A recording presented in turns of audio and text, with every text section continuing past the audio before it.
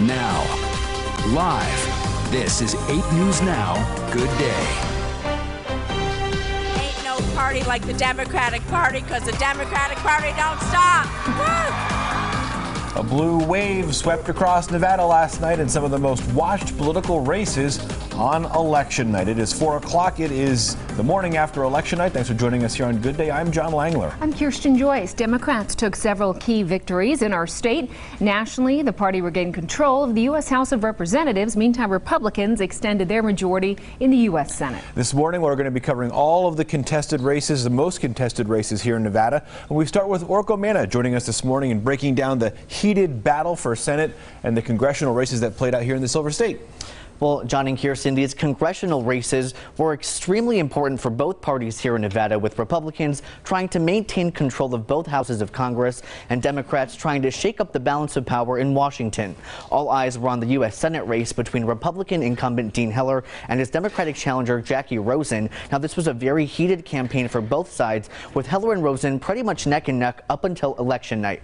Now, in the end, it was the freshman congresswoman that unseated the current senator. Jackie Rosen won with 50% of the vote. Dean Heller came in at 46%. Now, this race was a focus on experience and being able to work across party lines. That's something Rosen touched on during her victory speech.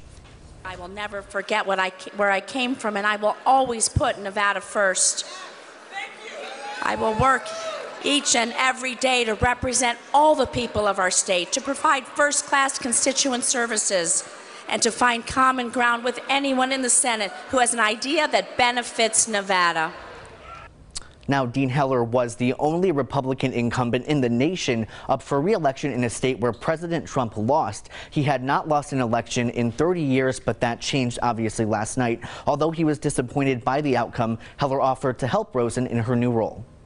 So to her, congratulations.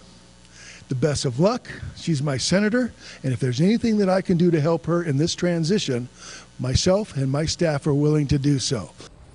Now, moving on to the other congressional races here in Nevada, the battle over District 3 was also hotly contested. Democrat Susie Lee came out on top with 51% of the vote, and Republican Danny Tarkanian coming in at 43%. Now, this was the seat previously held by Jackie Rosen. Lee spoke a lot about the unity she saw on the campaign trail, especially among families, women, and young people. The one thing that's impressed me the most on the campaign trail has been that the power we have when we come together and we organize and we stand up and demand the things that we want this world to be. Now, this was Danny Tarkanian's 7th political loss. He and his wife, Amy, said they ran a great campaign with solid grassroots support, but they also called the negative advertising during the past few months as disgusting and called attacks against Tarkanian lies. And unfortunately, when next time people complain about the representation of Washington, D.C. and why they're disgusted with them, they should ask themselves, if you're going to vote for somebody who lies to you, you're going to expect them to be liars to you when you're in Washington, D.C.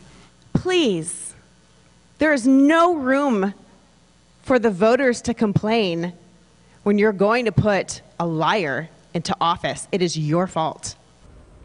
Now, there were 3 other congressional races last night, including in the 4th district. Democrat Stephen Horsford won against Republican Crescent Hardy. They had both previously been members of Congress, but were not re-elected. Next, we have the results from District 1. No surprises here. Democrat incumbent Dina Titus won re-election with a good chunk, 66% of the vote, against Republican challenger Joyce Bentley.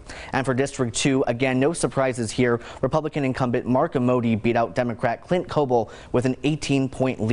So again, just to recap, I know that was a lot of information to digest. All the congressional seats up for election here in Nevada, except for one, went to Democrats, and you could definitely feel the excitement at the Democratic headquarters last night. Back to you. All right, Orko, thank you very much.